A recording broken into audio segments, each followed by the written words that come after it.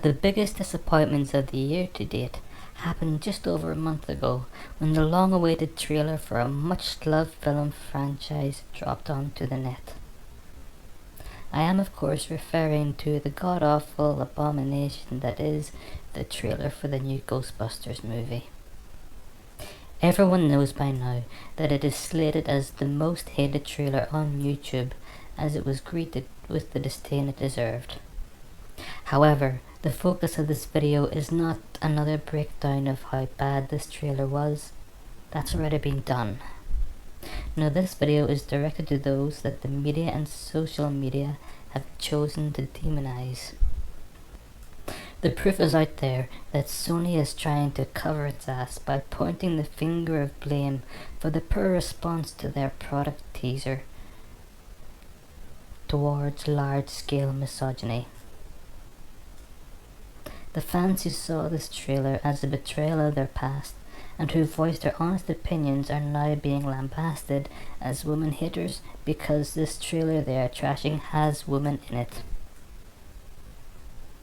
Concise arguments and criticism of the trailer, with no mention of the actual issues with the females, have been posted on YouTube. However, these have also been labelled somehow as extra sexist and are billed as showing just how toxic masculinity is. The circus culminated with the report of the director of the new Ghostbusters film directly giving the metaphorical finger at the original fanbase. No matter how rightly or wrongly the people deserved that, it was a huge display of arrogance and professionally questionable.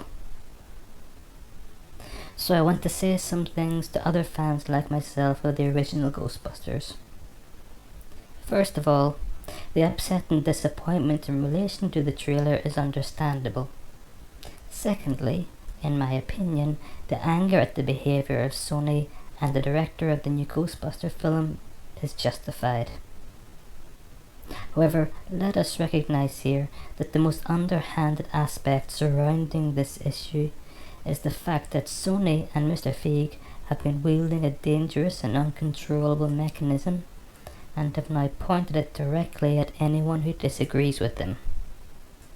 I am of course referring to feminism and social justice warriors.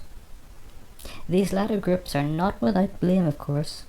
They are always looking for fresh blood to attack.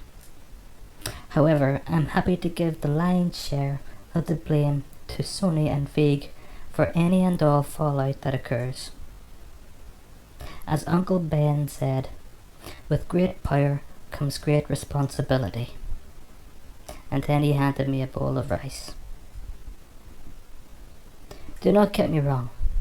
I am not inciting the Ghostbusters fans to violence. In fact, it would not do much good, as it would only make the situation worse. I am going to advocate calm responses, such as those of the angry video game nerd. What I will say is this. Remember what Sony did when they next launched a PlayStation. Remember what Paul Feig did when the next Bridesmaids comes out. Remember what feminists and SJWs did the next time they come at you for help. And trust me, the way things are going, it looks like they will be begging for help and assistance in the near future. You owe these people and groups nothing but your contempt, and the very best way to hurt them is to hurt their wallets. Bullies need to understand that when nerds grow up, they might not be as easy a target. Slan.